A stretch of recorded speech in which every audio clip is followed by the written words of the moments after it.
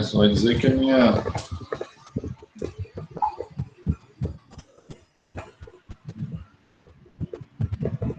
Pronto, pessoal, boa noite. Começou aqui a gravação.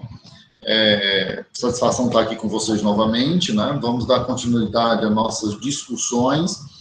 E eu gosto de fazer aquele pequeno retrospecto para que a gente se situe, né? E visualize na nossa mente, logicamente, a importância da nossa disciplina para a formação do gestor contábil, do gestor administrador de empresa, do gestor de recursos humanos e de várias outras profissões que têm um conjunto de disciplinas base, né, de um eixo comum. Tá? Como vocês já sabem, eu sempre gosto de falar isso, vocês vão tomar decisões, vão ter que atuar de forma efetiva nas organizações, nas empresas, e vão ter que praticar atos. A prática desses atos não serão atos aleatórios, eles serão embasados em contextos e, logicamente, em fundamentações legais. Boa noite, Josana. Então, estas fundamentações legais, logicamente, vocês estão e terão contato, e por isso que nós analisamos essas estruturas jurídicas, essas estruturas de direito, que fundamentam, evidentemente, possíveis decisões futuras, mas também possibilitam um aprofundamento de conhecimentos extremamente importantes na área jurídica, né? Como vocês já sabem, não tem como nós deixarmos em segundo plano a legislação propriamente dita. É impossível nós deixarmos em segundo plano a legislação, a lei, certo? Porque ela é que fundamenta, evidentemente, todo o desenvolvimento das atividades, tá? Para tanto, dentro dessa construção de conhecimentos, nós analisamos inicialmente, bem de forma pontual, né, o direito propriamente dito, né, e aí nós fizemos toda uma discussão crítica e reflexiva sobre esse direito, e analisando, evidentemente, que esse direito ele pode, evidentemente, construir relações de poder, né, relações de poder. Boa noite, Ortiz. Esse direito, ele tem essa possibilidade de nascer, primeiramente, evidentemente, de um contexto local, ou, evidentemente, de uma situação em um patamar um tanto quanto elevado, mas, na minha análise, nenhuma norma, ela nasce assim de forma tão independente. Ela nasce em função de uma inquietação da sociedade, e, a partir daí, é por isso que surge uma norma, uma lei, tá? Então, eu creio que quando nós analisamos a teoria de Michel Foucault e a teoria de Hans Kelsen, a sua teoria pura do direito, elas se complementam em determinado ponto, há uma confluência entre elas, e nós discutimos isso. De fundamental importância para que a gente possa compreender de onde vêm essas normas, de onde vem a lei.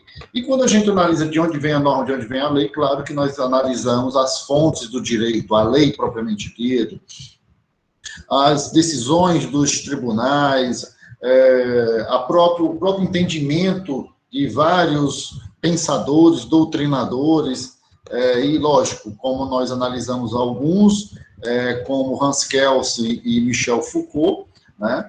Só que de fundamental importância quando nos apresentam uma lei, uma legislação, e muito interessante, né? Eu estava discutindo isso com o pessoal de direito tributário na terça. Boa noite, Mariana. Na terça, e a gente estava discutindo um ponto, e eu cobrei deles, vocês com certeza viram isso lá no primeiro semestre, com a denominação de estruturas de direito ou com a denominação de alguma outra disciplina, que é exatamente a possibilidade de você analisar a interpretação de uma norma, certo? A interpretação dessa norma. E aí eu cobrei deles lá exatamente o entendimento de uma interpretação declarativa do texto da lei, uma interpretação extensiva que vai além, e uma interpretação que vem restringir o texto da lei, que a gente discutiu em determinado momento. É de fundamental importância porque, logicamente, possibilita que nós saibamos a medida da norma. A medida da norma, certo? A medida da norma. Isso é de fundamental importância. Quando eu digo a medida, até que ponto ela deve ir, ela pode ir, até que ponto ela será aplicada. Então, é de fundamental importância nós entendermos e compreendermos essa interpretação da norma, tá? E, mais ainda, quando a gente analisa a interpretação da norma, professor, mas o que isso tem a ver, logicamente, com a administração de empresa, com a gestão contábil, com a gestão de recursos humanos? Tudo, absolutamente tudo, porque tu vais executar procedimentos de acordo com procedimentos legais, tá? Você vai, evidentemente, estabelecer regulamentos para a sua organização e vai cobrar dos seus colaboradores o cumprimento desses regulamentos. E vocês vão interpretar esses regulamentos. Essa interpretação pode ser o texto da lei, declarativa, pode ir além do que está nessa norma extensiva, ou você pode dizer que ela tem uma interpretação restritiva, evidentemente, quando você analisa isso na aplicação de uma possível ou penalidade, ou de um possível direito ou benefício ao seu colaborador. Então, de fundamental importância dentro desse contexto, logicamente, mas para que tenhamos essa aplicação da norma, e aí a gente analisou e a gente estudou, é importante que ela seja válida, que ela tenha uma validade propriamente dita, tanto no que diz respeito à sua criação propriamente dita, mas no seu surgimento propriamente dito, mas nós precisamos também compreender que quando ela está em vigor, vigente, tá?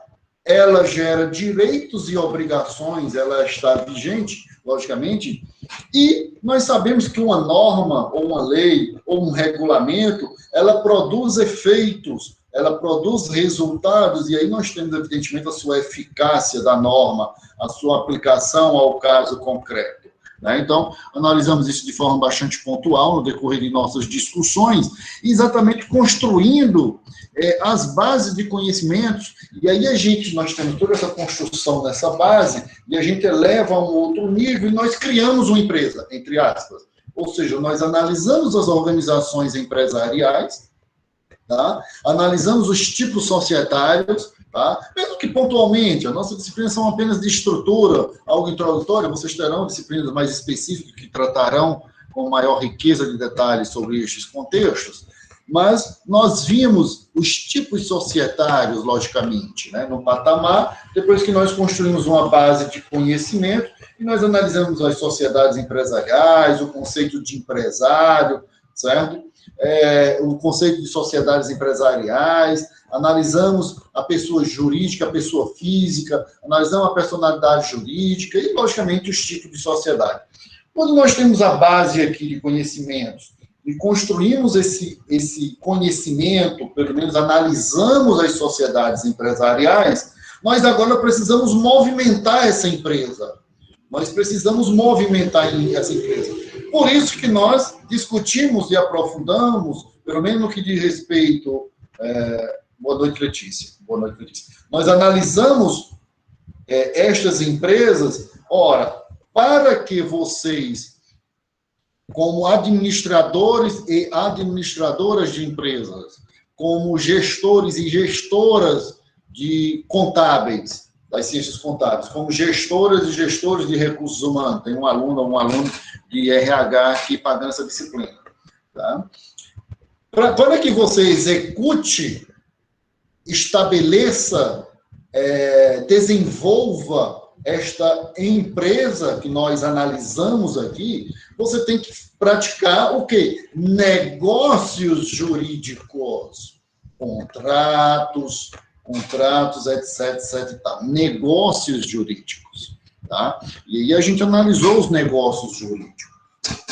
Agora, depois que nós analisamos esses negócios jurídicos, nós vamos para algo mais específico, algo mais pontual dentro das discussões de nossa disciplina, tá? Extremamente importante. Nós temos a empresa, você já pode realizar negócios jurídicos, porque nós discutimos os seus conceitos, suas particularidades, só que dentro desses negócios jurídicos, dentro de uma imensidão de negócios jurídicos, que essa tua empresa negociou produtos e ou serviços, logicamente, há algo bastante pontual que nos leva a uma legislação extremamente específica que, quando você realiza um determinado negócio jurídico, se você for uma empresa fornecedora e você tem um produto ou um serviço e você tem um consumidor, essa trilogia, logicamente,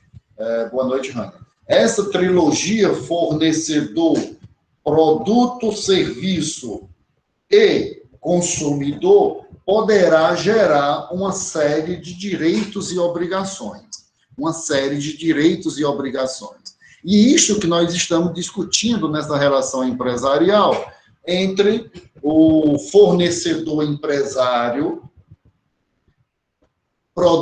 temos um produto ou um serviço, um terceiro patamar, ou segundo patamar, e um terceiro patamar que seria o consumidor, logicamente. E aí nós estamos analisando, evidentemente, esses contextos relativos, claro, a uma legislação específica, tá? Há uma legislação específica, onde nós analisamos, evidentemente, nesta relação específica, nessa legislação específica, uma série de responsabilidades, e aí nós analisamos uma série de responsabilidades envolvendo essa trilogia, e nós analisamos, evidentemente, que essa responsabilidade, ela pode ir para duas legislações.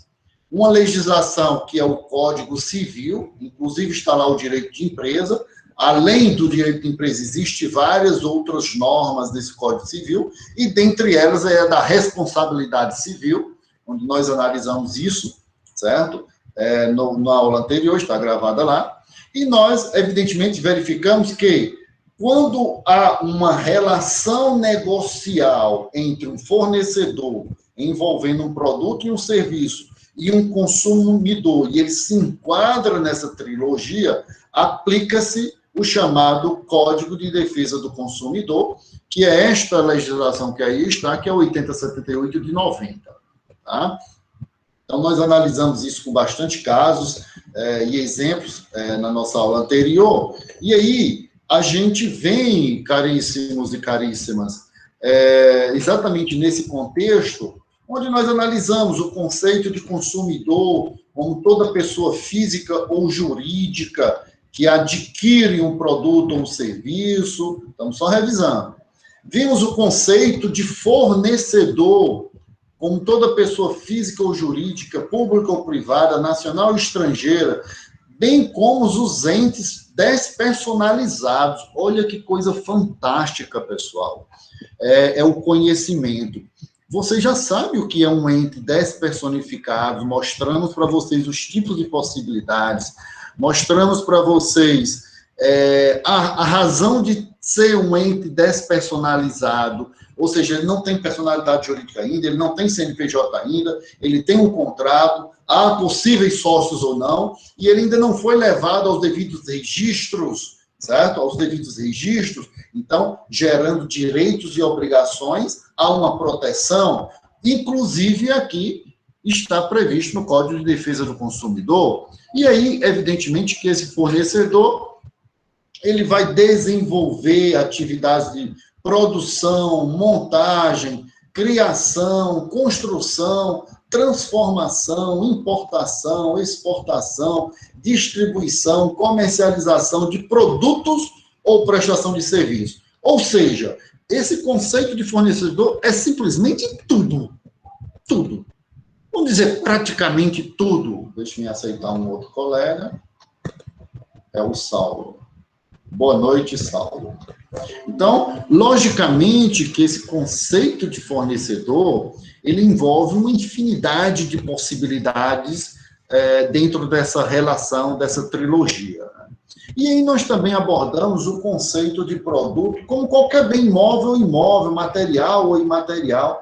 E aí também nós temos o conceito de serviço como sendo aquela atividade fornecida no mercado de consumo mediante remuneração, inclusive as de natureza bancária, financeira, de crédito securitária, salvo as decorrentes das relações de caráter trabalhista, porque as relações de caráter trabalhista, logicamente, elas vão abordar o direito do trabalho propriamente dito. O direito do trabalho propriamente dito, logicamente, né? O direito do trabalho propriamente dito. Então, só verificando aqui, logicamente, as questões voltadas para de ordem securitária, claro que são aquelas voltadas para os seguros, certo? Empresas voltadas para seguros, tá? E nós discutimos isso, evidentemente, com vários exemplos, várias possibilidades, tá? Pela sequência do Código de Direito do Consumidor, ele traz apenas política nacional da relação de consumo, ele traz uma série de ações voltadas de como o Estado deve desenvolver essas políticas, certo? E nós analisamos também quais seriam os direitos básicos do consumidor. E esses direitos básicos do consumidor, pessoal, eles são bastante abrangentes, porque ele vem exatamente proteger, e nós vimos isso, que numa relação como essa relação de consumo, o consumidor ele acaba sendo a pessoa desprotegido nessa relação negocial, né, frente a uma grande instituição bancária. Logicamente que nós temos um pequenino, eu aqui, quem sou eu, no sentido de bater de frente, entre aspas, com uma grande instituição bancária, que tem toda uma estrutura, etc, etc. Então, o Código de Defesa do Consumidor, ele vem, logicamente, fazer, contrabalancear essa relação voltada para o direito do consumidor, certo? E aí, pessoal, a gente, evidentemente, adentra num ponto bem interessante, que trata direitos básicos do consumidor, que trata da qualidade do produto e do serviço. Nós adentramos num ponto chamado da qualidade do produto e do serviço, e, logicamente, da prevenção e da reparação desses danos, né? Inicialmente, ele trata da proteção à saúde e segurança, e o Código vem nos trazer exatamente como se daria essa proteção e essa segurança do consumidor. Então, são apenas políticas gerais, certo? E como, por exemplo, o fornecedor não poderá colocar no mercado de consumo produto ou serviço que sabe ou deveria saber apresentar alto grau de nocividade e periculosidade à saúde ou segurança. Então, são medidas que são utilizadas, evidentemente, que são políticas e orientações que visam necessariamente a proteção, claro, nessa seção 1, a saúde e a segurança do consumidor. No entanto, por suposto embargo, logicamente, é onde nós vamos adentrar o ponto de hoje, meus caros doutores e doutoras. Dentro dessa relação de negócio jurídico da empresa e dentro, evidentemente, dessa atividade comercial, fornecedor, produto ou serviço e consumidor, pode acontecer duas situações, pessoal. 1, 2, 3, 4 possíveis situações. Vejam bem. Qual seria uma das primeiras situações? O produto ou o serviço, e quando nós falamos, doutoras e doutores, do produto, quando nós falamos do produto e o serviço, tá? Deixa eu só ver aqui se eu vou escrever no quadro branco. Quando nós falamos do produto e o serviço, quando nós falamos do produto e ou serviço, e aí nós estamos falando de algo material e algo, evidentemente, que faria para alguém. Então, abrange praticamente tudo. Esse produto e ou serviço que veio de um fornecedor, ele causa um dano físico ou psicológico a alguém,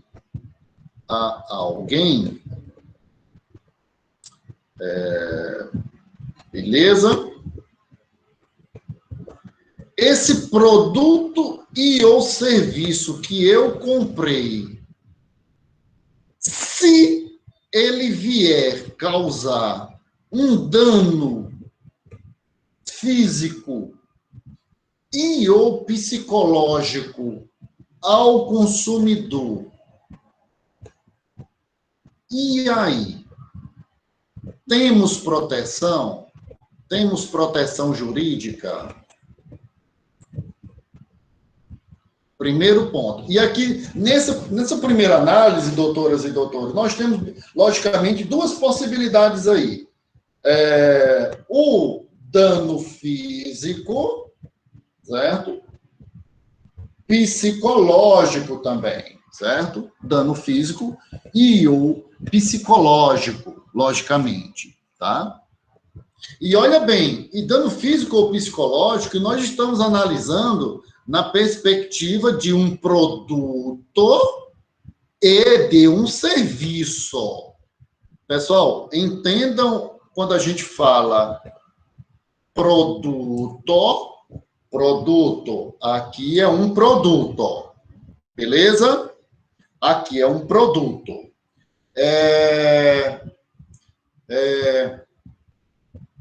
Eu chamei eu estava vendo hoje, eu trabalho para uma instituição que vai ser feita licitação, foi encaminhada a solicitação de pauta comum para uma licitação de detetização. Detetizar, né? Ou seja, né? Aí usa produtos que acaba sendo tóxico, né? Dependendo do que for. É um serviço. E se esse serviço de desintoxicar alguma coisa, de detetizar um prédio, e se esse serviço praticado, eu chamei uma pessoa para detetizar o meu apartamento, é um serviço, beleza? Beleza. E se esse serviço, o cara usou um produto e me causou um dano, ou físico, ou psicológico, seja lá o que for, na minha saúde? E aí? Temos proteção ou não? Outro, eu comprei esse celular. E se esse celular explodir aqui na minha mão e me causou um dano físico? Então, eu tenho proteção ou não jurídica? Como fica o fornecedor? Como fica eu, pessoa física? É isso que eu disse. Vou repetir. 2 exemplos bastante claros. Pode ser celular.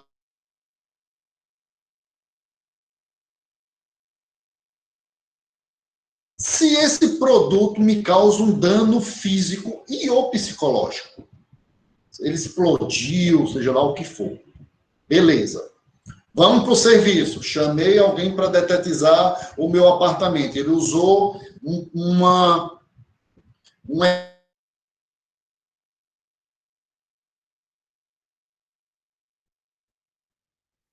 isto que eu estou dizendo aqui, neste nosso exemplo. Vou aqui visualizar. Tá travando? Pessoal, tá travando para todo mundo? Cícero Vanessa está dizendo. Tá travando, Robélio?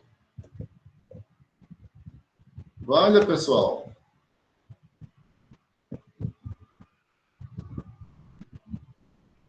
Vou repetir. Mas estão me ouvindo bem agora, pessoal? Robélio, que está aqui online. Vou repetir, pessoal. Eu estou repetindo até para várias vezes. Beleza, estou vendo aqui o sim de vocês, pessoal. Pessoal, é porque online, vocês sabem, assim, virtual né? Tem essas dificuldades, né? É por isso que eu entendo demais todos os alunos. Quando não dá certo acessar, é tranquilo, pessoal. Comigo não tem essas coisas, não. Estão me ouvindo bem, Robério? Está aqui uma câmera. Vou repetir, pessoal. Depois de toda essa discussão, nós estamos analisando agora as responsabilidades num contexto mais aprofundado. Nós estamos analisando a responsabilidade dentro de duas perspectivas. Responsabilidade do fornecedor de um produto ou de um serviço que causa um dano físico e ou psicológico a alguém. Eu comprei esse produto, digamos, seja um celular, uma TV, seja lá o que for. Esse produto, ele é um celular e ele explodiu, me causou um dano físico. Beleza, primeira situação. Segunda situação, eu contratei um serviço.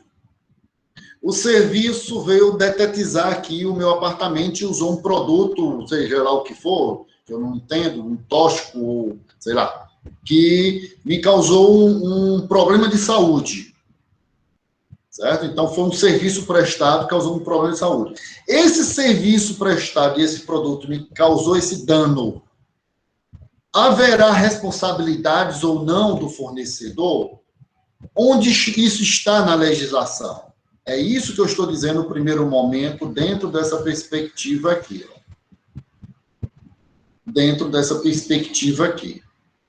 Certo? Vai aparecer aí.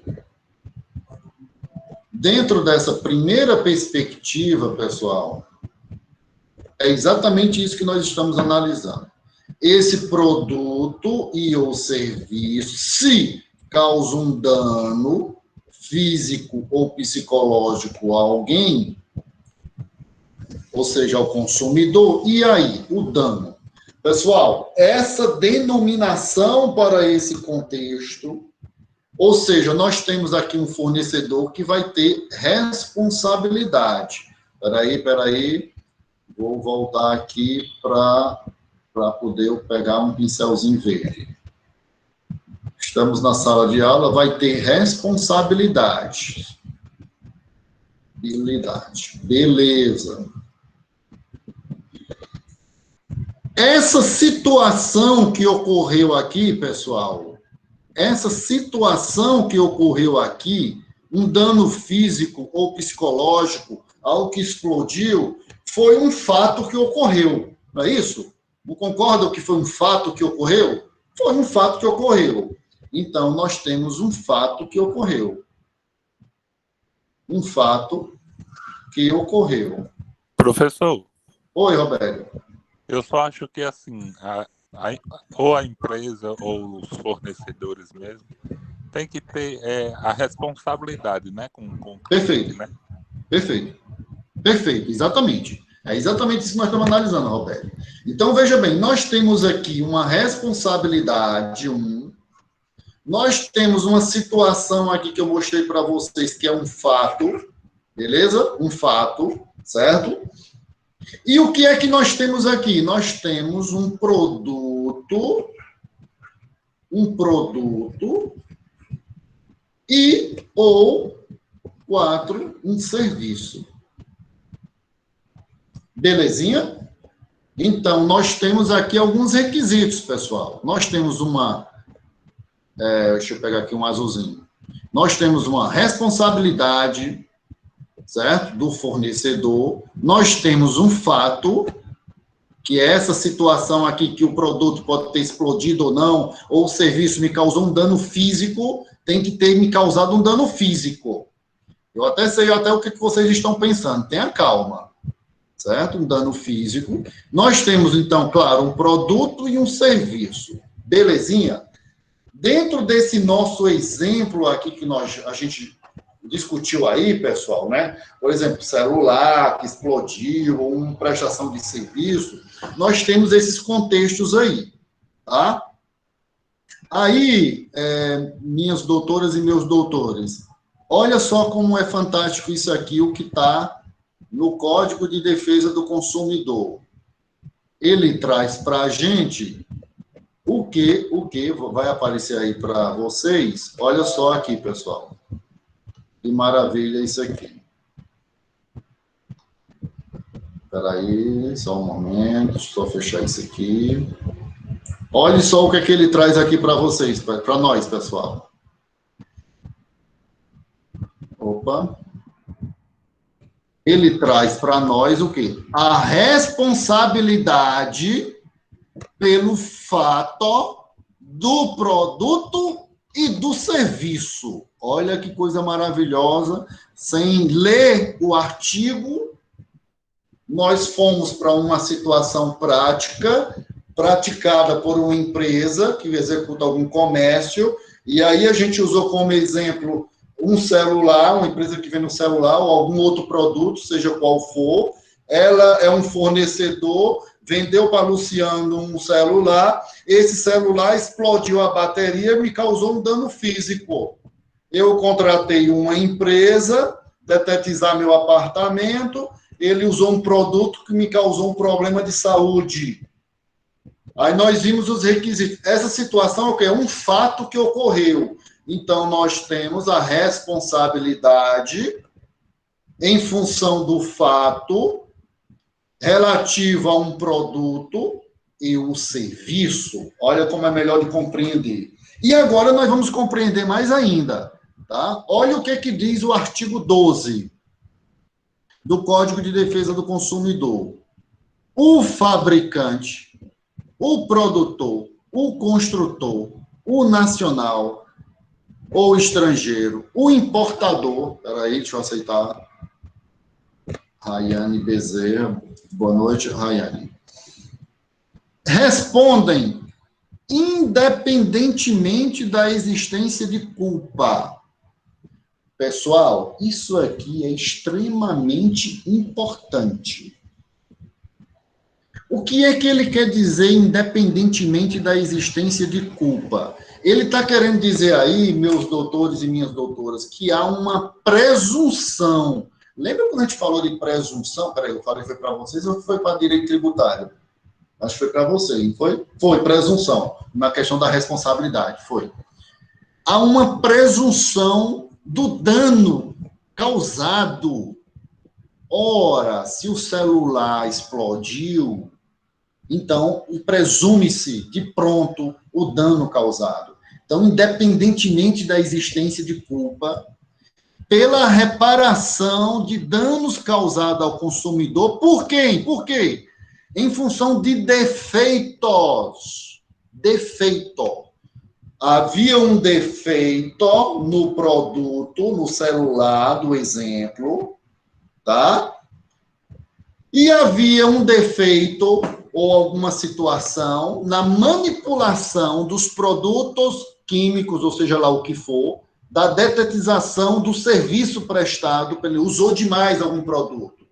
Então, reparação dos danos causados ao consumidor por defeitos decorrentes de projetos, fabricação, construção, montagem, fórmula, possivelmente na fórmula utilizada para medir o produto que estava sendo utilizado para detetizar no serviço o meu apartamento, houve erro na fórmula. E houve erro também que na manipulação dos produtos, apresentação ou acondicionamento de seus produtos, bem como por informações insuficientes ou inadequadas sobre a utilização e riscos. Só aceitando aqui a Paloma. Boa noite, Paloma.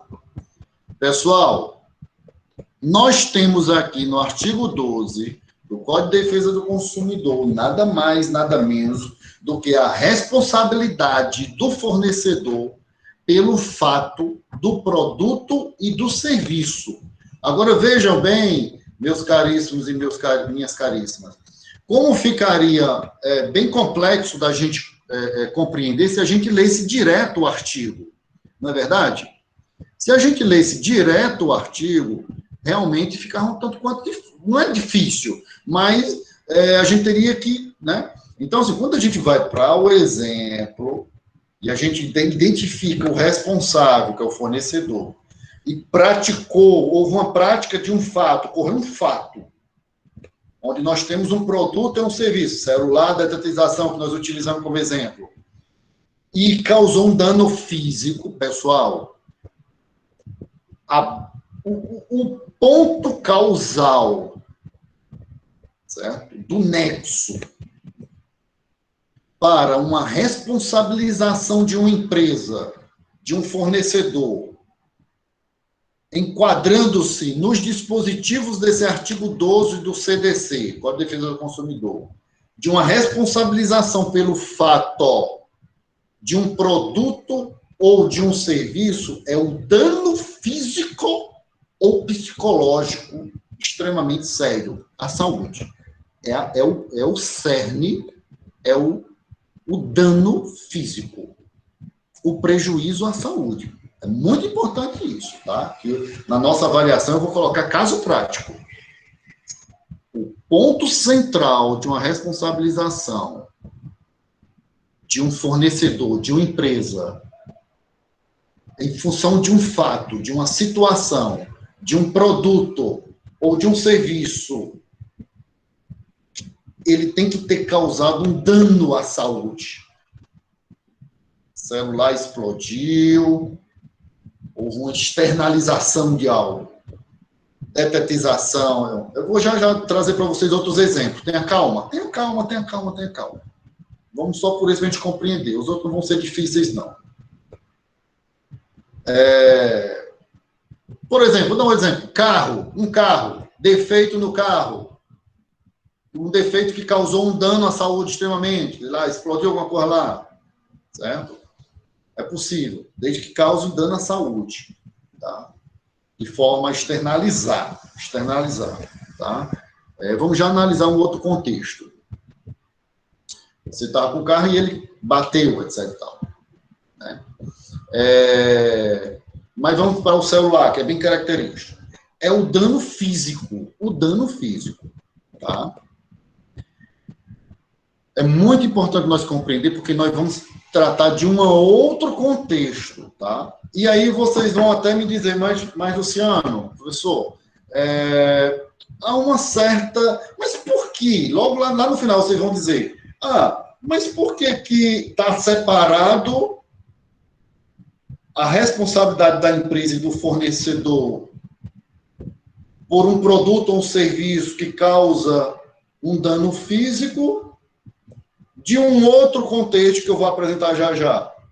O ponto central da separação é o tempo que você tem para entrar com as ações judiciais contra a empresa.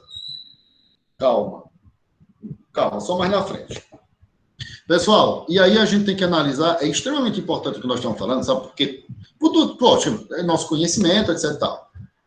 Se a gente analisar vocês aí, administradores e administradores de empresas, gestores e gestoras contábeis, gestores e gestores de recursos humanos, vamos analisar em duas situações. Eu, consumidor de uma empresa, eu sou consumidor. Aconteceu comigo, o que eu tenho que fazer? Opa, eu já sei. Mas e vocês, que vão ser empreendedores e construir empresas com produtos e o serviço? Então, tem que ter muito cuidado na qualidade desse produto e desse serviço. Muito cuidado na qualidade desse produto e desse serviço. Extremamente importante, porque existem essas responsabilizações aí, tá? Pessoal, belezinha quanto a esse exemplo, para esclarecer? Belezinha? Eu vou só desdobrar. Opa, temos aqui uma colocação.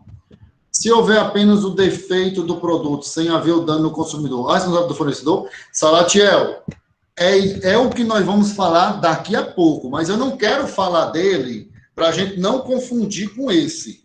Beleza, Salatiel? Aguarda só um minutinho e eu espero que, por favor, fiquem aí até o final dessa aula, né? Nós temos aqui ainda é 21h06, mas eu preciso detalhar esse ponto que o Salatiel perguntou. Mas não vamos entrar nele agora, Salatiel. Me dê essa gentileza, porque senão vai confundir as coisas aqui. Beleza? Beleza, Salatiel. Pessoal, vamos entender esse primeiro. A responsabilidade de um produto, de um serviço, de um fornecedor, e esse produto ou esse serviço causou um dano físico à saúde. Vou chegar lá daqui a pouco, Salatiel.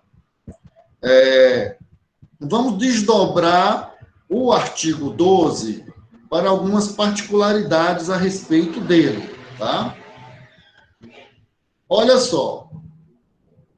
E ele traz para a gente quando é que um produto ele possui um defeito, certo? Um defeito e causa um dano físico, beleza? Um defeito e causa um dano físico. O produto é defeituoso quando não oferece a segurança que dele legitimamente se espera. Boa noite, João Pedro. Levando-se em consideração as circunstâncias relevantes, entre as quais, quando há problemas, defeitos na sua apresentação, os usos e os riscos que razoavelmente dele se espera, a época em que foi colocado em circulação. Só aceitar aqui o Fernando. Boa noite, Fernando. Pessoal, tudo isto aí, evidentemente, levaria necessariamente a um defeito desse produto, de serviço, ou seja, a extrapolar, certo? Extrapolar a sua estrutura normal e causar um dano físico. Por exemplo, explodiu o aparelho celular. Então, há uma situação que realmente um fato que leva a isso. E o produto não é considerado defeituoso pelo fato de um outro de mesma qualidade ter sido colocado no mercado. Ou seja, pessoal, digamos que nós tenhamos, evidentemente, um celular que tinha algum defeito, etc., tal, que extrapolou a sua esfera de explodir, etc. e tal. Esse aparelho aqui ficou caracterizado que ele explode a bateria. Saiu um outro celular desse mesma marca com uma maior qualidade, certo? Esse novo, esse que saiu, esse não é o mesmo celular, mas essa marca, esse produto que saiu de melhor qualidade foi colocado no mercado, ele não tem a presunção automática de já ter um defeito. Ele não pode, as pessoas não podem, não devem levar em consideração de ter um receio de adquirir esse produto, porque os anteriores apresentaram defeito, explodiu e causou um dano. É isso que ele está dizendo aqui. Então, as versões seguintes, elas não são consideradas defeituosas, certo? Defeituosas. Exceto se também praticarem, causarem problemas à saúde. Explodir novamente. Aí vai, certo? Extremamente importante. O fabricante, o construtor, o produtor ou importador só não será responsabilizado. Quando é que o fornecedor não será responsabilizado? Se ele provar que não colocou o produto no mercado. Tranquilo. Se ele provar que, embora haja colocado no mercado, o defeito não existe. Foi eu, Luciano, que deixei o aparelho horas e horas ligado, mas ele tem que provar. Tá? E que é exatamente a culpa exclusiva do consumidor, certo? A culpa exclusiva do consumidor. E aí, meus doutores e minhas doutoras, é importante a gente destacar neste ponto que eu estou falando para vocês, tá? Aí a gente vai para uma questão prática, tá? Logicamente, veja bem, doutoras e doutores, vamos ser bem claros.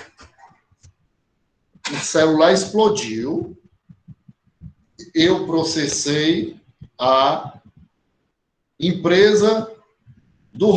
Vou dizer o contrário, tá, Robério? O celular de Robério, é o que estou vendo aqui, que está com a câmera ligada, por isso que estou falando o nome dele. O celular de Robério... Eu tenho uma empresa que vendeu o celular para Robério. O celular explodiu. Hipoteticamente, machucou a mão de Robério. Hipoteticamente, é um exemplo. Robério me processou. Por quê? Porque há uma responsabilidade pelo fato do produto que, evidentemente, causou um dano físico. Beleza, aí ele vai querer uma indenização aí. Aí eu vou lembrar para vocês. Esse problema, Robério trabalhava em determinado serviço que obrigatoriamente Roberto tinha que estar usando as mãos. Como ele teve o problema com a explosão do celular, não é que ele perdeu, ele deixou de trabalhar. Primeiro ponto. Segundo, Roberto teve um abalo na sua na sua honra, decoro, na sua honra, dignidade. Nós temos 2 danos aí que o Roberto está cobrando da minha empresa. Um dano material, e aí ele vai quantificar, que deixou de trabalhar por causa da minha empresa. Aí vai ser quantificado isso. Pessoal, é tão importante isso para vocês que vão criar empresa, ou que a gente vai possivelmente sofrer alguns... Deus deu? Claro que não, a gente não quer sofrer nada, né? Mas, quer perguntar, Roberto? Vai criar uma empresa. Beleza. Então, veja bem, vou repetir. Preste atenção, pessoal. Por que eu estou repetindo? É porque são detalhezinhos extremamente importantes, pessoal. Importantes. Vou repetir. Eu tenho empresa de celular, vendi, Roberto me comprou um celular. O celular explodiu a bateria. Roberto ficou com a mão sem poder, ficou engessada, hipoteticamente, e Roberto não pode trabalhar. Roberto processou a minha empresa, e aí ele está pedindo 2 danos, dano material e dano moral. Material, aí ele vai quantificar o tempo, tá? Para que eu ressaça ele em função dele não estar trabalhando. Certo? Hipoteticamente. Você diz, mas a empresa não é que tem que trabalhar, tem que pagar o INSS, etc, tal. E se, no meu exemplo, no nosso exemplo, a empresa disse, não, eu não posso pagar seu salário. A empresa não causou esse dano a você. A empresa que Roberto trabalha, não é essa que vendeu o celular. A empresa que Roberto trabalha disse que não vai pagar o salário de Roberto.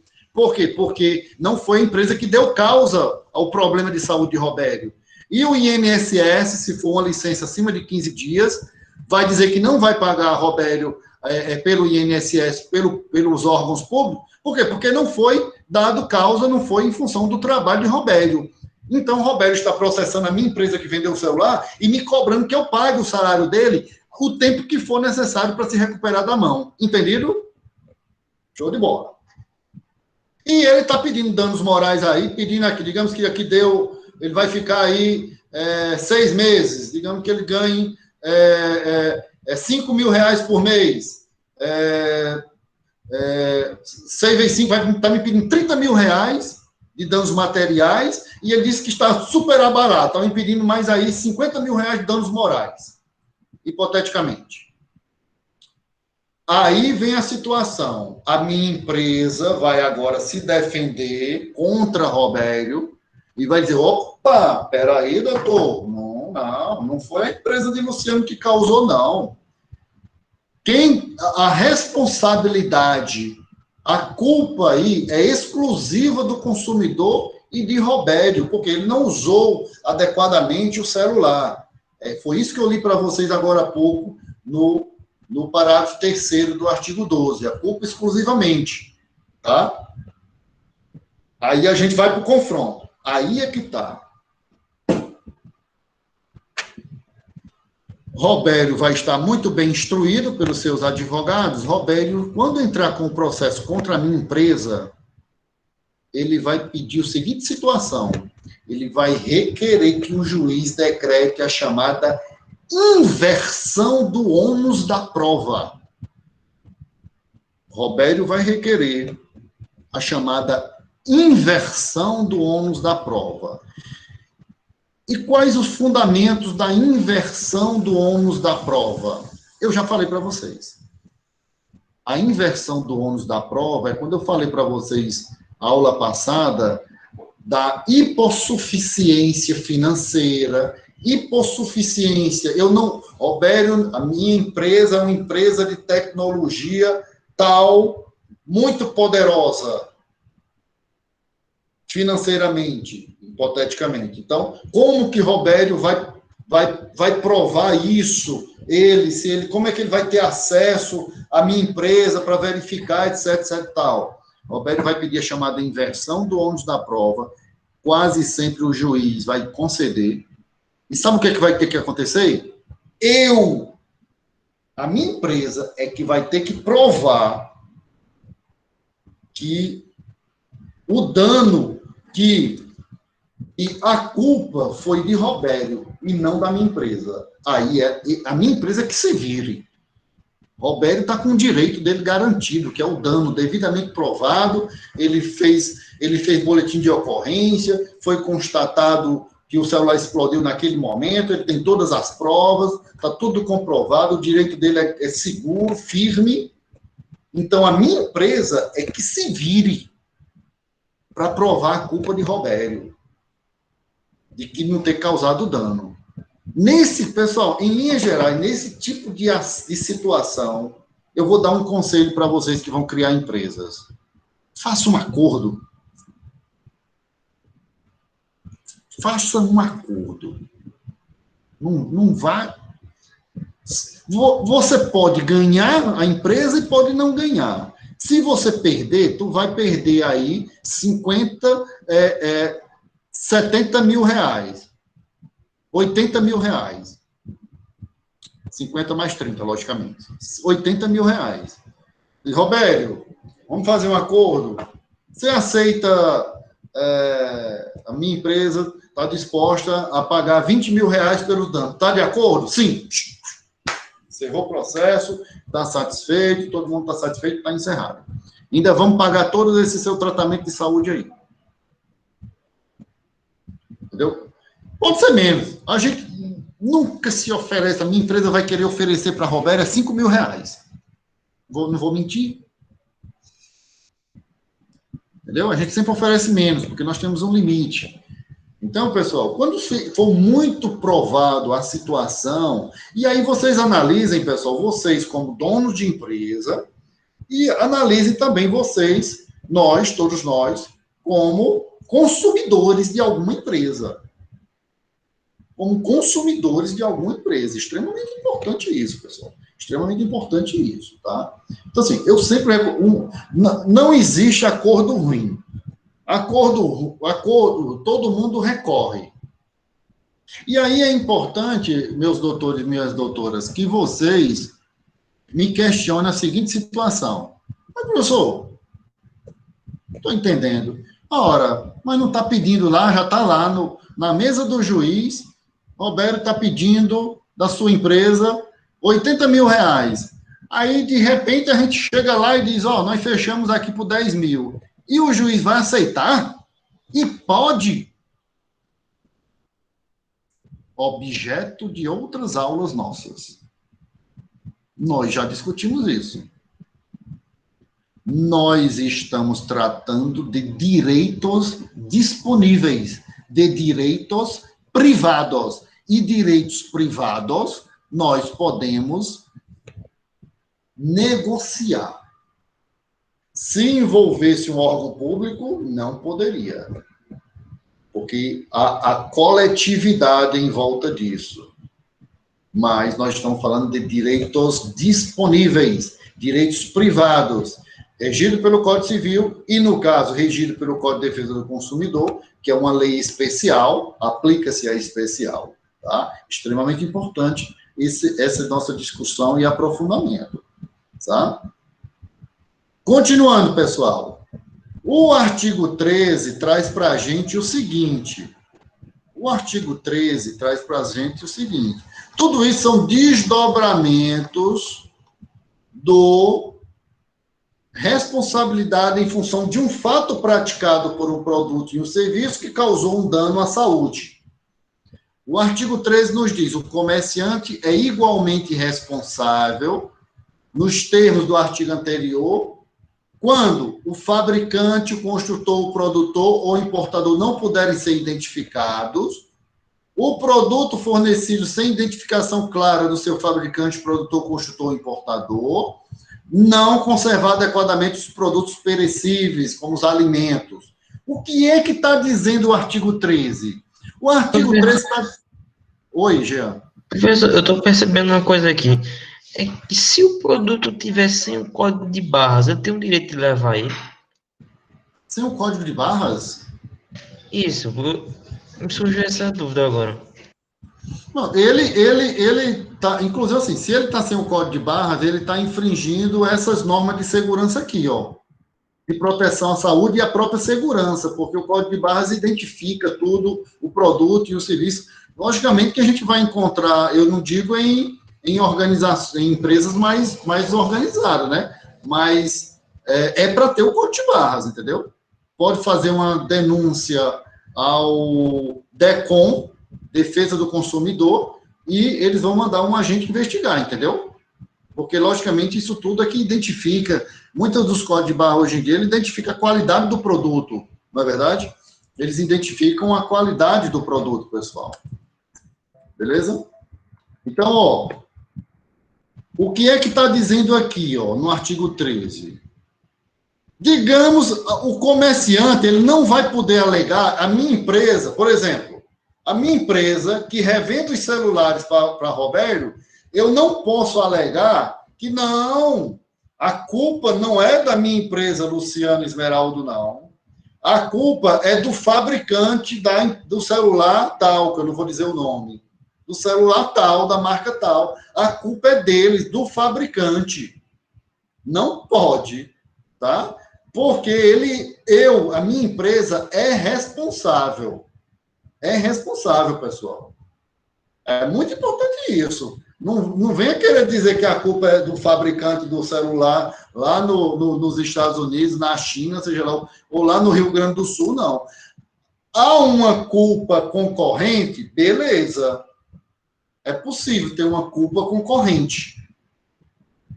Aí você vai dizer, mas professor, por exemplo, a minha empresa, Luciano, que revende o celular, está em Juazeiro do Norte e o fabricante está lá na Zona Franca de Manaus. Beleza?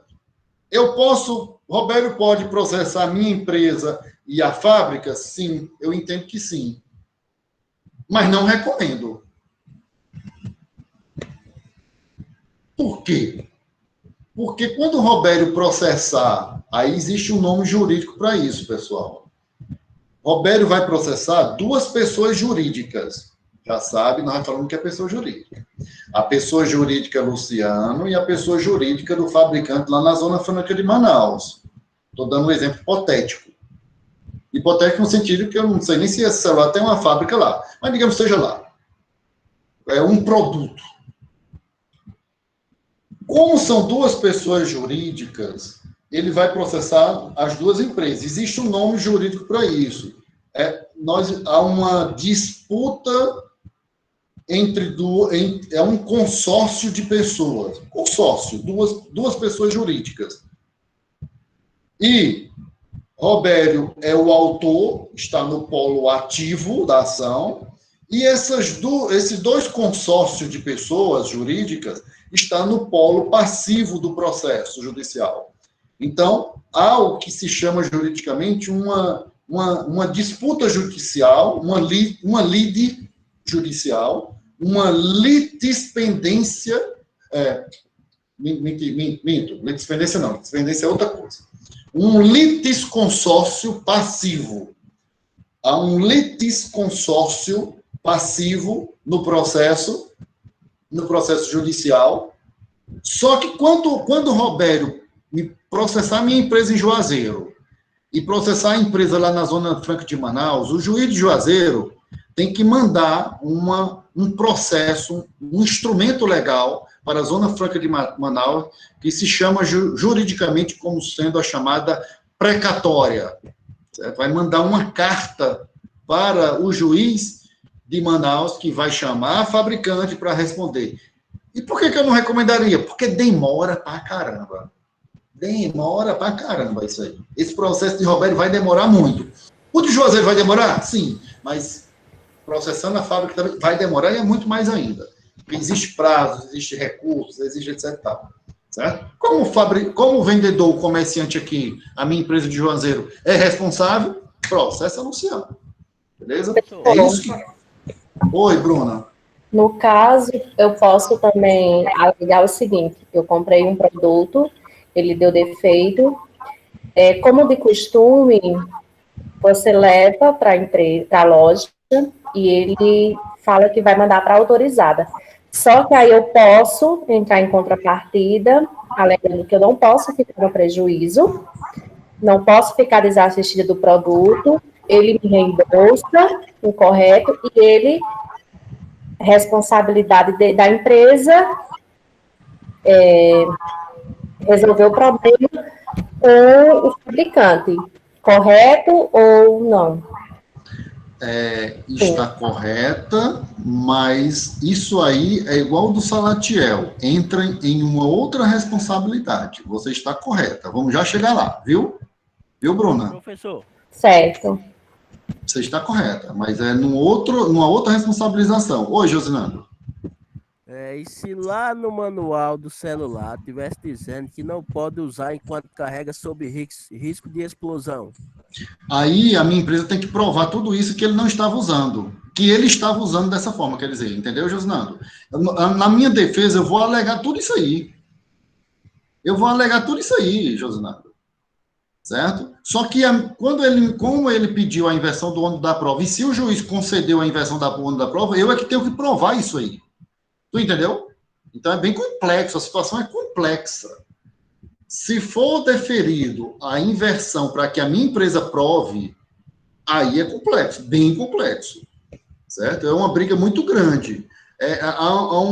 As empresas elas gastam muito dinheiro no negócio desse, no processo judicial. Né? Às vezes é melhor fazer um acordo e resolver, Josinando, do que um negócio que é bem complexo de se provar. Tá me entendendo? Vai depender muito do desenvolvimento do processo. É possível isso aí que você falou, Josinando? É possível o Robério, no exemplo, não ganhar? É possível. É uma série de situações. Mas tudo depende do caso prático, do que se apresenta e do desenrolar do processo. Eu estou mostrando para vocês todas as possibilidades. Todas as possibilidades. Do humor do juiz no dia do julgamento. Tem tudo isso aí. Bruna, eu vou te responder também igual o que tu perguntou, Bruna, está dentro do que o Salatiel perguntou agora há pouco, no chat. Só aqui, pessoal, vamos aqui desdobrar aqui o artigo 12 também, 13 já foi. Não estou apresentando, não. Deixa eu apresentar aqui para vocês. Vai aparecer aí para vocês, beleza. 13, ok. Parágrafo único. Aquele que efetivar o pagamento ao prejudicado poderá exercer o direito de regresso contra os demais corresponsáveis, seguindo sua participação na causa do dano. O que o parágrafo único está querendo dizer? Que se minha empresa, ficou até provado até que foi um problema de fabricação da fábrica lá na Zona Franca de Manaus. Ficou provado. Se eu paguei a indenização ao Robério, esse parágrafo único me garante o direito da minha empresa processar o fabricante para reaver esse valor. É isso que está dizendo. Robério não quis processar o fabricante, só processou a minha empresa, ele ganhou 20 mil reais, hipoteticamente, então ficou provado, inclusive, que foi um problema de fabricação que levou à explosão, então eu vou processar a fábrica, a minha empresa vai processar a fábrica para reaver o dinheiro. É possível, é isso que está dizendo aí. Tá? Bem tranquilo.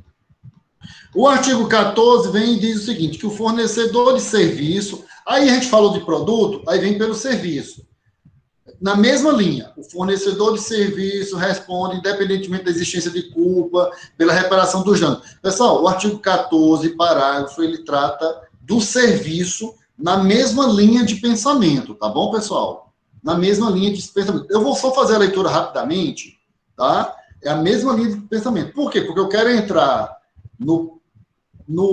na responsabilização seguinte, que é exatamente o que a Bruna e o Salatiel perguntou, tá? Artigo 14. O fornecedor de serviço responde, independentemente da existência de culpa, pela reparação dos danos causados aos consumidores, por defeitos relativos à prestação do serviço. Beleza. O serviço é defeituoso quando não fornece a segurança que o consumidor pode esperar. Levando-se em consideração as circunstâncias relevantes. o modo do fornecimento, resultados e o risco, a época. O serviço não é considerado defeituoso pela adoção de novas técnicas. Ó, viu que a repetição? A gente falou do produto e aqui é o serviço. É uma repetição, pessoal. Só que a lei tem que trazer o serviço. O fornecedor do serviço só não será responsabilizado. Por exemplo, o cara da detetização do meu apartamento. Se ele provar que tenha prestado o serviço e não tem, o defeito não existe, que a culpa foi minha. Foi eu, Luciano, que eu é que peguei e disse, não, rapaz, está pouco produto químico aí na detetização. Bota aí mais deixa eu colocar mais alguma meio quilo aí, seja lá do que for. A culpa é minha. Foi eu que coloquei. Entendeu, pessoal? A responsabilidade pessoal dos profissionais liberais, aqui é profissional liberal, será apurada mediante a verificação de culpa. A responsabilidade, pessoal, você que montou empresa de consultoria, o pessoal que vai prestar serviço, mas aí não causaria necessariamente, dependendo do serviço, só se esse serviço causasse um dano físico, necessariamente, né? A responsabilidade... Oi? Um exemplo nesse mesmo contexto de prestação de serviço. Digamos que um escritório de contabilidade, ela presta serviço para uma empresa. Era isso que eu ia falar, exato. E o que acontece? Devido à má prestação de serviço, à má contabilidade, a empresa sofreu uma multa e sofreu um dano material, logicamente, é isso? Aí abalou a estrutura da empresa, dá certo. A empresa pode processar em busca do Código do Consumidor? Pode sim. Aí entra nessa parte aqui, ó. Aí o gestor contábil, muitos são considerados profissionais liberais, não é isso? Ele será apurado mediante a verificação de culpa. Tem que provar a empresa que o seu escritório de contabilidade ele teve culpa na causa desse prejuízo, desse dano que abalou a estrutura, entendeu? Tem que provar isso aí, a culpa. Porque, tipo, Salatiel, se o dono da empresa, não, Salatiel, você que está aí como contador, não pague, não vamos pagar esse tributo, não vamos pagar isso aí, não. A culpa é da empresa. Tá me entendendo? Você não pode também ser responsabilizado se não foi você. Entendeu? É por isso que é bom você estar subsidiado. Não quer que pague isso, dono da empresa. Não quer que recolha, então manda aí por escrito. É bom você ter as provazinhas, você tá me entendendo? É muito, muito importante isso, pessoal. Cautela é precaução, tá? E o 17, para os efeitos dessa seção, equipara-se aos consumidores todas as vítimas do evento. Deixa eu só ver aqui. Just a moment, please. Solamente um minuto. Belezinha. Deixa eu pegar aqui uma página em branco. E aí, pessoal, deixa eu fechar aqui. Tendo analisado, pessoal, tem uma paciênciazinha aí, me dê mais um tempinho, por gentileza. São 21h36, mas me aguenta só mais um pouquinho para a gente. Se eu for para deixar para a próxima aula, aí eu teria que repetir tudo para lembrar. Pelo amor dos céus, me aguenta aí um pouquinho, quem puder. Senão vai tá sendo gravada, tá? Tá, show. Quem não puder, pessoal, eu entendo demais permanecer, tá? Mas me permita que eu continue. Aí, pessoal, beleza. Vou só mostrar aqui, Beleza aqui, ó. Beleza aqui, peraí. Pronto. Foi o que eu escrevi agora há pouco, tá? Foi o que nós falamos. Tranquilo? Tá vendo aí? Vocês estão vendo aí? Beleza? Roberto está dizendo que sim. É porque é o único que está ali aparecendo ali a câmera. Então, nós falamos exatamente a responsabilidade pelo fato do produto e do serviço. Então, teve um fato que causou um dano físico, psicológico, o que abalou a empresa, como o Salatiel falou, etc e tal. Então, foi um defeito, alguma coisa. Beleza. Tranquilo. Aí a gente vem para aqui o seguinte, pessoal. Nós temos agora um produto e ou um serviço que é logicamente negociado por um fornecedor e logicamente esse produto ele tem um defeito. Ele tem um defeito. Espera aí, deixa eu voltar aqui. Só voltar, beleza. Então, eu tenho um produto e ou um serviço e ele está com um defeito. Ou seja, aí lá vamos para poder... Olha só como fica bem bacanazinha. Eu comprei um celular e ele não funciona. Eu comprei um celular e ele não funciona.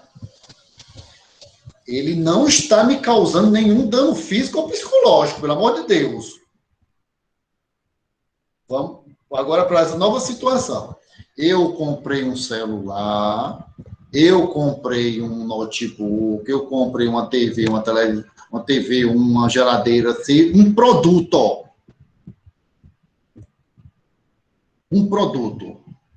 E, evidentemente, que ele, logicamente, ele não funciona, tem um defeito. Ou um determinado serviço prestado, ele não... Eu chamei pessoa para detetizar o meu apartamento. Mesmo exemplo. Era para acabar com alguma praga, seja lá o que for, barata, não tem isso aqui não, viu, pessoal? É um exemplo. É um barata e tal. Aí, o que aconteceu? Foi aumentar a barata. Foi aumentar. Ou seja, o serviço praticado tem um defeito. Não causou esse nosso exemplo aqui, pessoal, é porque eu engulo as palavras, que é fornecedor. Servico não, é serviço. Vocês já sabem minhas letras aí, como é. Esse nosso novo exemplo do celular, ele tem um defeito, o celular não funciona. Ele não me causou nenhum outro dano físico ou psicológico, ele não funciona. Ele causou dano financeiro, né? Mas é outra coisa. A detetização do meu apartamento era para acabar com as baratas. Não acabou, fez foi aumentar. É um serviço que tem um defeito. O que é que nós vamos ter aqui? Nós temos aqui uma responsabilidade do fornecedor? Sim, concordam? Responsabilidade do fornecedor. O que aconteceu com esse celular? Esse celular, ele está viciado, ele tem um vício. Ele tem um vício. Certo? E quem é que está com o vício? Um produto e ou serviço. Então, nós temos aqui, a responsabilidade, o 2, um vício de algo, e nós temos aqui um produto e ou um serviço. Qual é o ponto central aqui que afeta necessariamente? Ele afeta dois pontos cruciais aqui. A qualidade e a quantidade. Ele pode afetar a qualidade e quantidade. O vício pode afetar essas duas possibilidades. Não afeta a qualidade do produto ou do serviço, certo? A quantidade de um produto ou de um serviço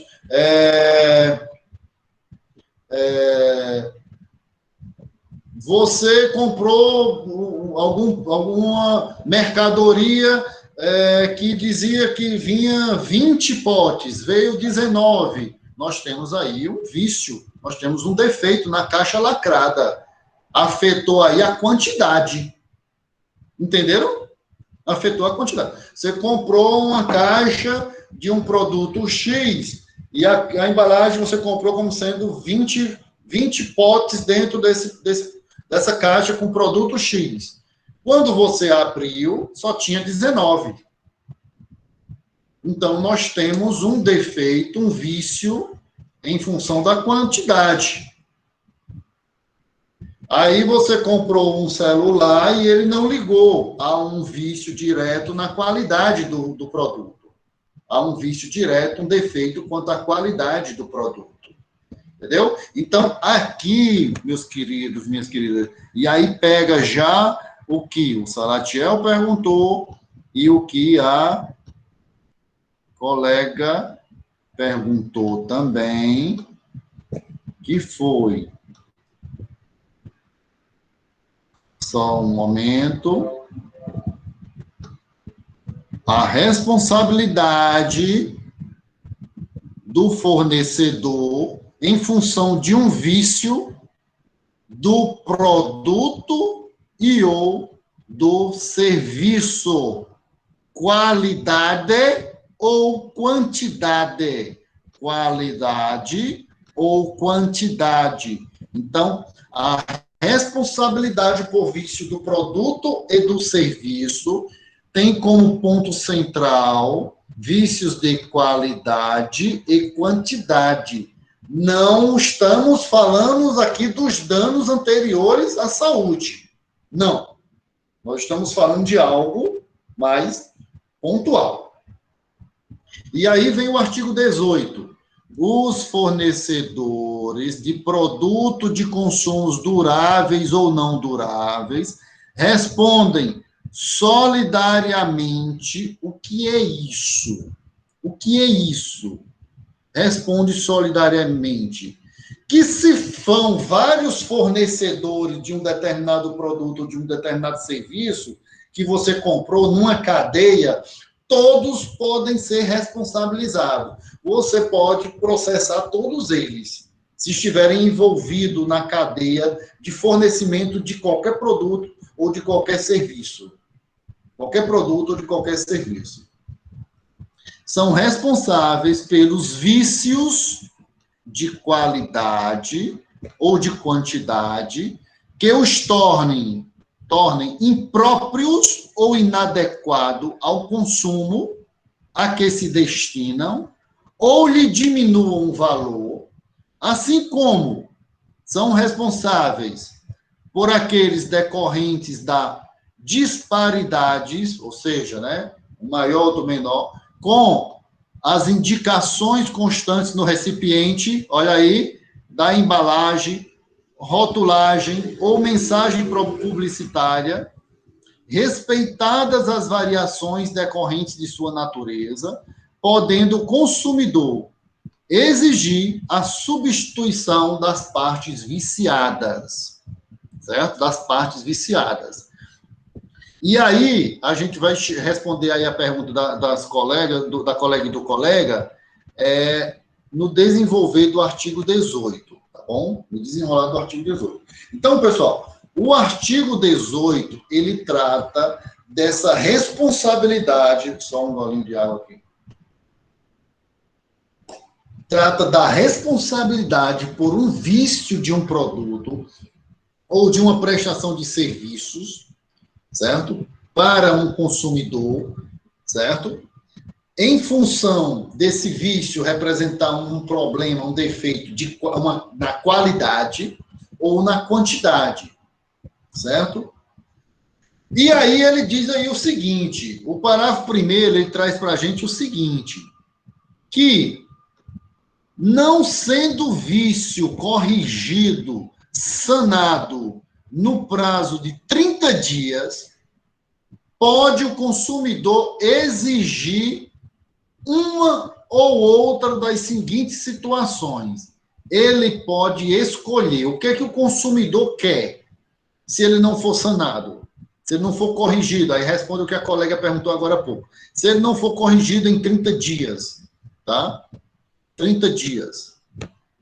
O que é que ele pode pedir um ou outro? O consumidor pode pedir a substituição do produto por outro da mesma espécie em perfeitas condições de uso. Ele pode pedir isso, a substituição do produto por outro da mesma espécie em perfeitas condições de uso. Ou, não, eu não quero a substituição, eu quero a restituição que me devolva a quantia paga, devidamente atualizada, sem prejuízo de eventuais perdas e danos. Quase sempre a gente entra com pedidos de perdas e danos também. Danos morais, materiais, certo?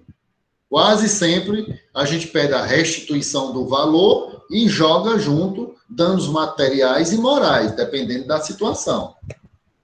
Ou a gente pode requerer também o abatimento do preço, dependendo do produto. Você está pagando ainda, ou era muito alto. Então, você pode pedir abatimento. Isso aqui está com um defeito de qualidade, um vício. Comprei uma roupa e está com um vício, está rasgado aqui. Comprei por 100. Não, como é? Quero abatimento. Vou pagar 50, porque está com vício, está com problema de qualidade. Tá? Somente um exemplo. Tá? Somente um exemplo. Belezinha, pessoal? Adiantando aqui. Poderão... Ai, meu Deus, passei demais aqui, cadê? Não. Poderão as partes, de comum acordo, convencionar a redução ou ampliação desse prazo acima citada, que não pode ser inferior a 7 e nem superior a 180 dias. Você pode convencionar, discutir esse prazo acima. Isso, evidentemente, que se for feito previamente, logicamente, né? Nos contratos de adesão, quase sempre os contratos de adesão são aqueles contratos de banco, de companhia de energia, né? A cláusula de prazo deverá ser convencionada em separado, certo? A questão de prazo de algum vício, de algum defeito, alguma coisa. Então, é possível ser convencionado isso aí. Por que eu estou passando tudo de uma vez? Deixa eu ocultar isso aqui. Porque está indo para outra página. Beleza. O consumidor, parágrafo 3º, poderá fazer uso imediato das alternativas do parágrafo 1º, estas daqui, substituição, restituição ou abatimento, sempre que, em razão da extensão do vício, a substituição das partes viciadas puder comprometer a qualidade ou característica do produto, diminuir-lhe o valor ou se tratar de produto essencial. Quem foi que me perguntou agora há pouco, hein? Me perdoe aqui. Cadê a colega? Foi Bruna. Bruna, eu lembrei. Bruna, aqui é a sua resposta. Você não é obrigada a esperar que a minha empresa do celular aí mande para o conserto, não. Parágrafo 3º do CDC. O consumidor poderá fazer uso imediato de qualquer destas. Quais são? Substituir o produto direto por outro novo, restituir a quantia paga, inclusive com danos morais e materiais, se for o caso, se existir, tiver provado, ou o abatimento do preço. Sempre que, em razão da extensão do vício, Bruna, hoje em dia, convenhamos, quem é que hoje não trabalha com o celular? Difícil, não concorda? Quem é que hoje consegue passar no seu trabalho 5 dias sem um celular? Difícil. Sim, essa é a minha alegação. É tanto que, se no caso for um celular ou um notebook, eu posso incluir na causa os danos morais, né? Se você pedir a restituição da quantia paga, é de imediato, entendeu? Né? Sim. Danos morais e materiais, se for o caso. Você pode pedir qualquer uma dessas, entendeu? Isso judicialmente, porque você sabe que a empresa vai negar, né? Sempre. Então, pronto, certo? Aí, o que é que você vai... O que é que, por exemplo, Bruna, você trabalha com notebook. Eu estou trabalhando com meu notebook. Todos nós trabalhamos com notebook. Eu ter ficado 5 dias, 1 mês sem meu notebook, dando material. Eu deixei de trabalhar, deixei de ganhar, concorda? Dando material. E o abalo psicológico, etc., dano moral. Entendeu? E o outro dano moral, mais ainda, Bruna, que tu teve que, no mesmo dia, comprar um notebook novo. Então, você vai cobrar tudo da outra empresa que te vendeu o notebook com defeito. Entendeu? Entendeu, Sim. pessoal? Então, só aqui, fechando aqui, ó. Poderão as partes convencionais... Não, é o parágrafo terceiro, desculpa.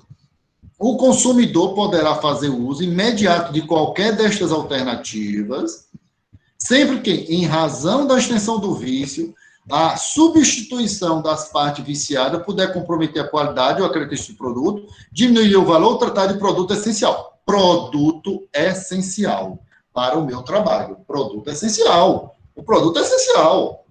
Entendeu? Não tem como dizer que não é. Então, aí, pessoal, eu vou ser bem e até eu estava, peraí, tá pronto. Tem uns colegas de vocês aí que pagam semestre passado, atrasado, que tem empresas e tal, e depois ficou até uma pessoa, não vou dizer o nome, ficou me procurando, eu digo, ó, meu amigo, tinha terminado a disciplina, ele ficou procurando, perguntando algumas orientações, eu digo, ó, aconteceu isso aí, faça um acordo, tente buscar, aí eu vou dar uma dica, pessoal, para vocês, tentem buscar resolver o máximo, o que for possível, o produto ou o serviço com o consumidor, porque você perde pelos dois lados. A probabilidade de tu perder judicialmente é significativa. E depois, além de tu perder um cliente por uma situação dessa, não perde só um cliente, tu vai perder um monte, porque ele vai propagar que a tua empresa tem problema. Isso é um abalo no marketing da empresa e tudo. Sério isso, pessoal. Vocês vão aprofundar ainda muitos dos estudos, vão saber disso. E quem já está no mercado aí na ativa, vocês sabem disso, pessoal. Né? Professor, Oi. mesmo sendo um produto essencial, a empresa tem um prazo de 30 dias para resolver? Aí é que está. Você pode usar das alternativas dessa, ó, de pronto. Eu já tive processo, Salatiel, que eu não esperei. Não esperei. Entendeu? Não esperei. Ela vai alegar isso aí. O prazo de 30 dias seria para sanar o vício. Para sanar o vício. Digamos que se fosse, por exemplo, Salatiel, ou demais colegas, um produto que não seja... Um produto, um equipamento aí, sei lá, Salatiel, que não tenha... eu estou querendo consertá-lo porque eu quero consertá-lo. Eu comprei, eu não sei, entendeu? Mas ele não está diretamente vinculado com o meu trabalho. Se ele ficar 30 dias, ele não vai ter nenhum problema, não vai me prejudicar, etc. Tal, beleza. Mas, por exemplo, eu posso alegar a essencialidade imediata. Ela tinha que ter trocado isso aqui de imediato. Inclusive, a troca em até 7 dias, né? Que vocês sabem disso. A troca imediata, tá? É um produto essencial. A troca tem que ser imediata. Comprovado, troca-se imediatamente, tá? É direito do consumidor, tá? Mas provando-se a essencialidade, Salatiel, eu posso aplicar de imediato. Eu já tive situações práticas que fui aplicar de imediato. De imediato. Por exemplo, eu vou dar um outro exemplo. Eu tive só para poder ficar melhor, pessoal. Eu tive volto já aqui para o texto, só para a gente finalizar. Pessoal, Me aguente só mais um pouquinho. Quem quiser sair, tá tranquilo, tá? São 21h57, mas me aguenta só mais um pouquinho, só para me finalizar ali, por gentileza. Tá sendo gravada, vou colocar lá, mas quem quiser sair, tá show, viu? Deixa eu só finalizar. Eu tive um processo, aí eu vou responder o Salatiel. Até um amigo meu. E tem a casa dele aqui, em Crato, no Grangeiro, e aí vocês sabem que tem aquela cisterna de água, né, que cai a água e tem que ter uma bomba d'água que leva a água para a caixa, né? Deu um defeito nessa bomba, numa loja que eu não vou dizer, bem conhecida em Juazeiro do Norte, certo? Ele ainda levou lá para trocar. Não trocaram. Foi mal atendido ainda por cima. Foi mal. Pessoal, não faça isso nas empresas de vocês, não, gente. Pelo amor de Deus. Estou dizendo, quando vocês empreenderem, criar uma empresa, puxa a orelha dos seus colaboradores. Então, chama alguém para fazer curso de atendimento, de qualidade no atendimento, etc. Tal. Ele foi mal atendido. Depois ele foi mal atendido. Não trocou. Só foi, processou. Nós processamos. E não esperando nada disso, Salatiel. Nada. E ele ia perder. Sabe o que foi que ele fez na audiência? Ele fez um acordo. Pagou na hora. Pagou na hora. Eu não lembro quanto era essa bomba, porque depende do negócio CV, não sei o que, CV, que às vezes tem uma bomba que tem a menor CV, que outros maiores são mais caras. Ele pagou na hora. Ele estava com dinheiro e pagou na audiência. De imediato. Não, ele pediu desculpas e tal, pelo atendimento. Fazer acordo, pessoal, resolver, entendeu? Então, assim, você pode usar, porque... Aí me diga uma coisa, colegas aí, Salatiel, Bruna, me diga, como esperar 30 dias para levar água para a caixa, para a família? Como? Entendeu, Salatiel? Como? É essencial. Não tinha como. Ou ele trocava de imediato, vai lá, dá toda assistência, olha, meu cliente, vou colocar aqui uma bomba, mas nós vamos consertar a sua, pode ser? Pode. Pronto, bota uma bomba lá, entendeu? E vai. Ou então troca logo de imediato, poxa, entendeu? Então, é a questão da essencialidade que a legislação permite. Pessoal, só continuando aqui, acho que está bem pertinho aqui. O parágrafo 4º diz o seguinte: tendo o consumidor optado pela alternativa 1 do inciso 1 do parágrafo 1º e não sendo possível a substituição do bem, poderá haver substituição por outro de mesma espécie, olha aí, ó, marca ou modelo diverso, mediante complementação ou substituição de eventual diferença, sem prejuízo dele entrar de outras com as ações de restituições por danos, etc, etc. Tal. O que o parágrafo 3º está dizendo? O produto custa 5.000. Aí você foi lá e disse, não, vamos trocar aí por um outro que custa 5.500. Eu pago aqui a diferença, 5.500. Não, aí você tinha um outro produto lá. Não, é o mesmo produto, esse produto consegue suprir o que eu preciso, mas ele custa R$4.000. Então, a empresa restitua R$1.000 e deu o produto que valeria R$4.000, porque ele já tinha pago 5.000, entendeu? Então, é essa possibilidade de haver esses ajustes lá. Parágrafo 5º. No caso do fornecedor do produto in natura, aí é a questão de alimentação, será responsável perante o consumidor, o fornecedor imediato, exceto quando identificado claramente o seu produtor. Você comprou um alimento que veio lá da roça tal, e a minha empresa aqui está vendendo. Eu que estou vendendo aqui na ponta sou o responsável, certo? A não ser que você identifique o produtor do produto in natura, alimentação, etc e tal, pessoal, certo? São impróprios ao uso e consumo. O que são impróprios? Os produtos cujo prazo de validade estão vencidos, é lógico. Os produtos deteriorados, alterados, adulterados, avariados, falsificados, corrompidos, fraudados, que prejudicam a saúde, são perigosos, em desacordo com as normas regulamentares de fabricação, distribuição ou preservação, e os produtos, por qualquer motivo, se revelem inadequados ao fim a que se destinem. São regras gerais isso aqui, certo?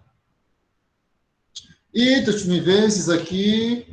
Os fornecedores respondem solidariamente pelos vícios de quantidade do produto. Olha só aqui. Quantidade do produto, sempre que respeitadas as variações decorrentes de sua natureza, seu conteúdo líquido, etc.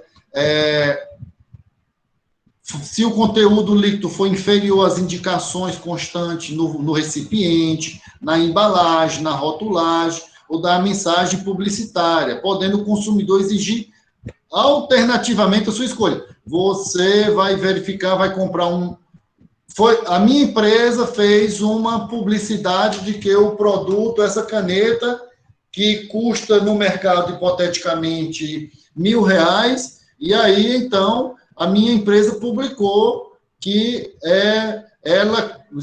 nós estamos vendendo por R$100. É um exemplo. Você vai lá e vai obrigar que quando você chegou para comprar, diz, não, ela custa 1.000. Que conversa é essa? Você fez a publicidade, pois agora você vai vender por 100. Você vai vender por 100. Tá? É isso que está dizendo o artigo 19. Cuidado com a publicidade. E também, quando a gente verificar uma publicidade que o preço é um, e quando você for lá e é mais caro, vai ter que aplicar ao que está na publicidade. É igual, pessoal, já aconteceu demais, aconteceu com grande parte de vocês. Você vai no supermercado, aí lá na gôndola o preço está menor, quando vai passar no caixa, né, está maior. Eu olho, viu, pessoal? Eu olho sim. Eu olho e eu já disse, não, lá na gôndola, né, eu acho que é o nome, né, pessoal? Lá na prateleira tal, o produto está X, aqui está dizendo que é 2X, você tem que vender, e eles têm que vender pelo que está lá. Né? É isso que está dizendo aí. Ou pode o consumidor, alternativamente, dependendo do produto, pedir abatimento do preço, a complementação do peso ou da medida, a substituição do produto por outro de mesma espécie, modelo, sem os vícios, sem usar os vícios, a restituição imediata da quantia paga, sem prejuízo de danos, perdas e danos. O pessoal sempre terá perdas e danos. Se ficar comprovado perdas e danos, quase sempre a gente pede a restituição do valor, dano moral e dano material. Certo? Aplica-se a este artigo disposto no parágrafo 4º do artigo antecedente. O que é que diz o parágrafo 4º do artigo antecedente? Fala daquela possibilidade de você substituir o produto por um outro, ou mais caro ou mais barato, e ter os devidos acréscimos ou restituição de valores. Tá? E aqui, pessoal, o artigo 20, na mesma linha de pensamento, o artigo 20 seguinte, ele vai tratar dos fornecedores de serviços, tá? Nós estamos tratando da responsabilidade pelo vício do produto e a responsabilidade pelo vício do serviço.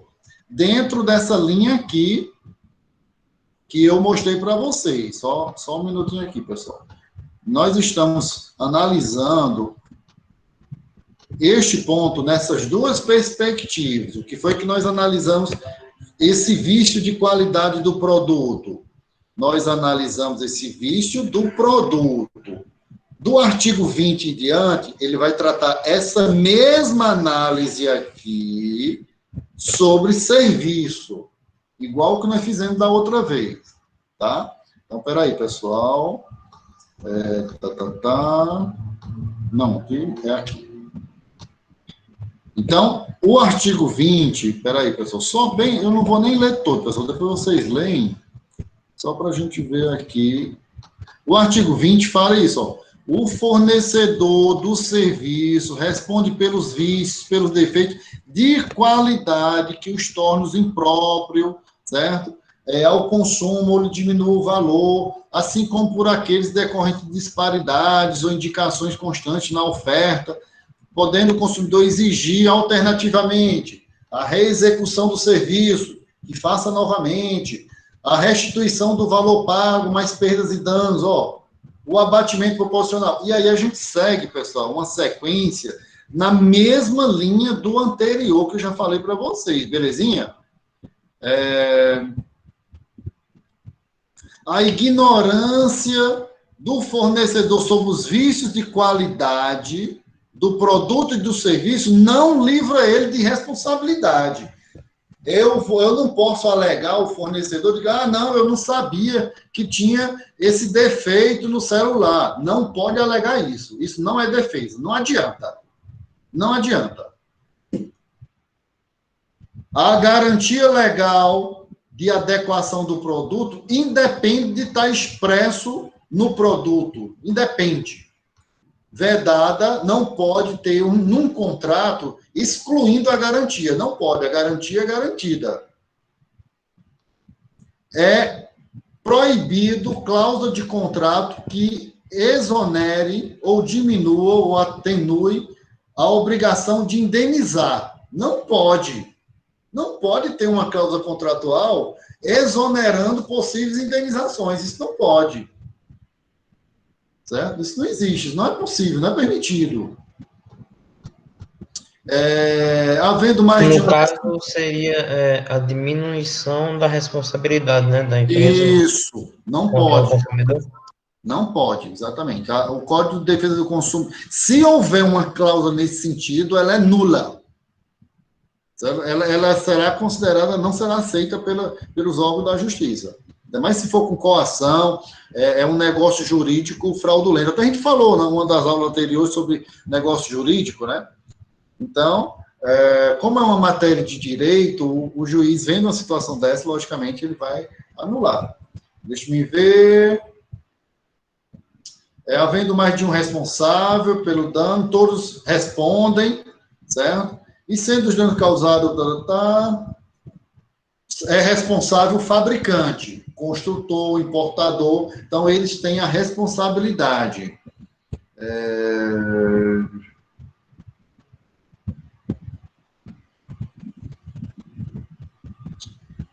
Beleza, aqui pronto, pessoal. Em linhas gerais era isso.